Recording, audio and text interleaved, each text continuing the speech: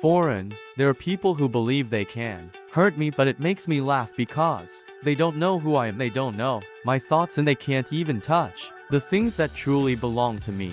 Our life can sometimes be complicated and stressful with many problems to solve, differences to overcome with friends and family, challenges at work, and the need to take care of our health and finances. Dealing with all of this can disturb our peace, but learning to act as if nothing affects us is crucial. It's difficult to remain calm, but we can do something about it. We can pretend that these things don't affect us and act without being dominated by circumstances. In this video, I will explain why it's so beneficial to be different and thus find more assertive solutions and answers to life's challenges. We would appreciate it if you started by showing your support through a like.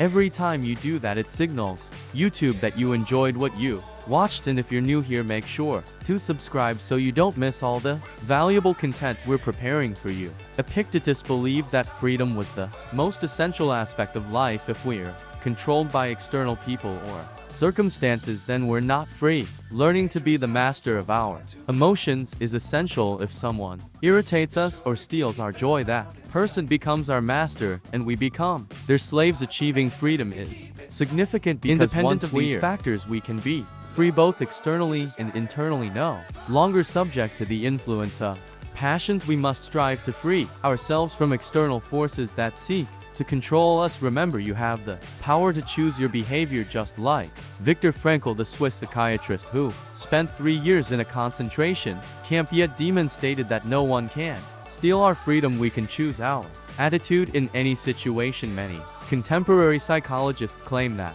it's impossible to always feel happy in difficult circumstances, but it's possible for those who have worked on themselves and practice techniques that help maintain calm, serenity, and joy in any circumstance. So we are all capable of achieving levels of serenity in any situation, even if we don't initially feel it internally. It's possible to continue being ourselves by choosing an indifferent attitude. We can choose not to react and pretend that things don't affect us, but what happens when we start pretending that something doesn't affect us? According to Epictetus, you become what you pay attention to. He discovered that if we start acting in a certain way or paying attention to something, we eventually become that. You start believing that something doesn't bother you, and thus it becomes relevant to you. This eventually becomes a reality in your mind. With practice, at first you might not feel that calm and tranquility, but over time you will. William James, the father of American psychology, said, if you want to acquire a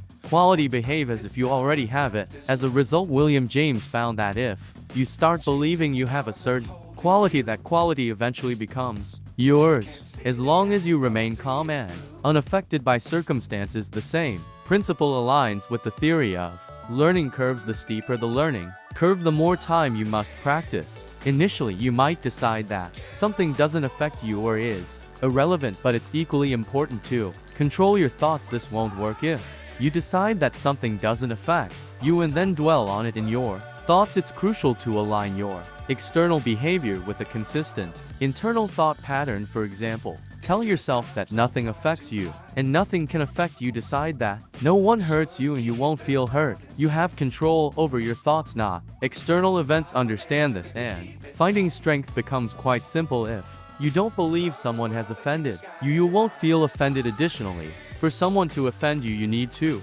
accept the offense. Therefore, if you start telling yourself that no one can hurt you and that nothing can ruin your serenity, this eventually becomes a fact. You'll realize the power of this strategy if you and what happens when we try to maintain composure. In short, various aspects of our life improve. You'll notice a decrease in stress because it's not the things themselves that disturb us, but how we feel about them. Don't forget, your interpretation of circumstances also affects your level of ambivalence. Serenity is also a skill we can develop. Epictetus suggests that we can practice emotional indifference by approaching situations as if they don't affect us. Gradually, we become less susceptible to these emotional disturbances. This practice doesn't negate the importance of dealing with emotions, but emphasizes the need to not be dominated by them. It's a journey that requires effort and patience, but the result is Achieving true inner serenity. Epictetus highlights that through this achievement,